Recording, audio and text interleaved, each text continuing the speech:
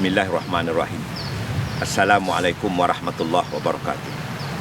Tuan-tuan, puan-puan, saudara-saudara, saudara-saudari, para penonton yang saya kasihi.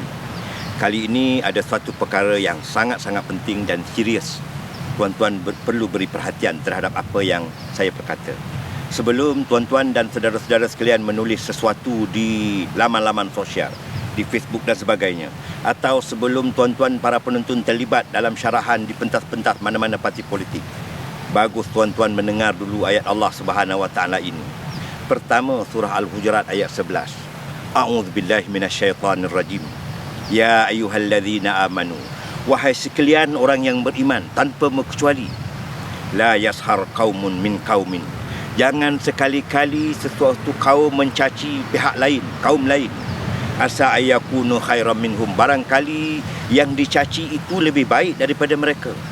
Wala nisa'um min nisa'in, dan jangan sekali-kali perempuan pun mencaci wanita yang lain, barangkali wanita yang dicaci itu lebih baik daripada yang mencaci. Wala talmidhu anfusakum, jangan sekali-kali meleceh-leceh dan meremeh-remehkan di antara kamu.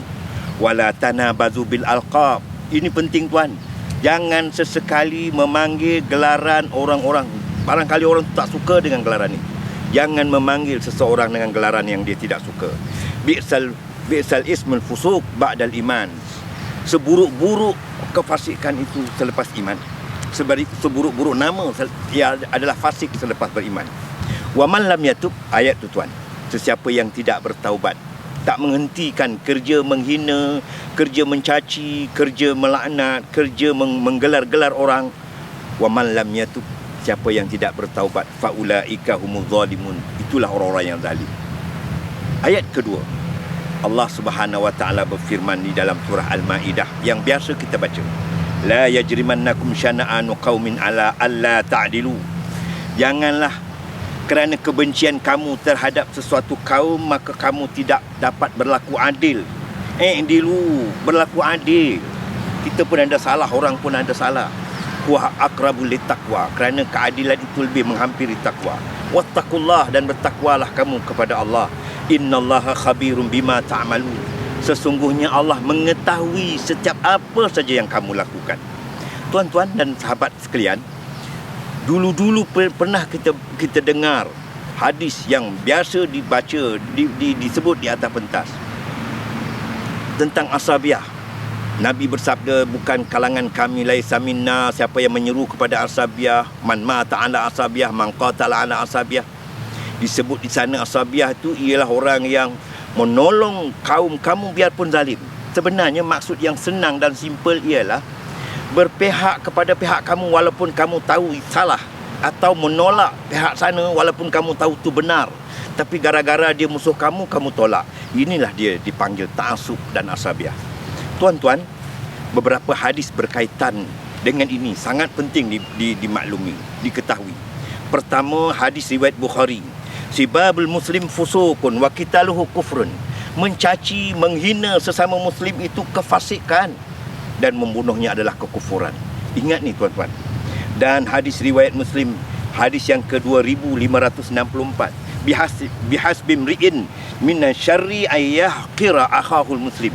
Cukuplah keburukan, cukup sudah keburukan. Orang kata dah cukuplah keburukan, ngam dah keburukan apabila seseorang menghina, meleceh-leceh dan melaknat orang lain, melaknat saudara semuslimnya. Daripada Abdullah bin Mas'ud qala Rasulullah sallallahu alaihi wasallam, laisal mu'min bitta'an.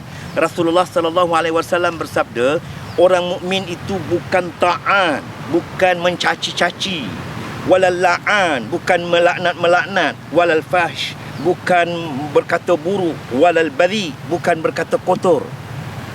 Biarlah kita dapat gambarkan kita sebagai seorang mukmin. Hadis yang kelima. Pernah Muaz bin Jabal menceritakan Rasulullah sallallahu alaihi wasallam kata, kufa alaika hadha, cukuplah kita jaga lidah ini. Maka Muaz bin Jabal kata, adakah dengan sebab lidah ini kita dicampak ke neraka? Rasulullah sallallahu alaihi wasallam berkata, wahai Muaz, tidaklah manusia tersungkur di neraka dengan wajah dan hidungnya, melainkan gara-gara dengan sebab lisan. Sekarang ni dengan tulisan, dengan cakap tuan-tuan. Biar kita teliti terhadap perkara ini. Dan yang akhirnya, man ayyara akhahu, siapa yang menghina atau mencaci kesalahan orang lain. Orang tu mungkin dah taubat, tapi kita caci-cacinya. Mencaci kesalahan orang lain bidzambi dengan satu dosa, lam yamut, dia tidak akan mati hatta ya'malahu, sehingga orang yang mencaci tadi akan melakukannya sebelum dia mati. Bayangkan ni, hadis ni sangat berat ni tuan. Hadis riwayat Tirmizi, hadis yang ke-2505. Sesiapa yang menghina-hina dosa orang lain, yang mungkin dia dah taubat dah ni, tapi dia hina-hina, dia tidak akan mati, melainkan dia akan melakukan dosa yang seumpama itu. Na'udzubillah min zalik. Jadi tuan-tuan, para sahabat sekalian, di musim-musim begini ni, perhatilah apa yang kita bakal cakap, perhatilah apa yang kita bakal tulis. Di luar sana non-Muslim memerhati akhlak kita, yang kita mengaku mukmin, yang kita mengaku Muslim. Jadi ambillah kesempatan ini untuk kita membudayakan budaya Islam yang mulia dengan kata-kata, dengan perkataan yang baik kepada saudara semuslim. Begitu juga kepada yang lain.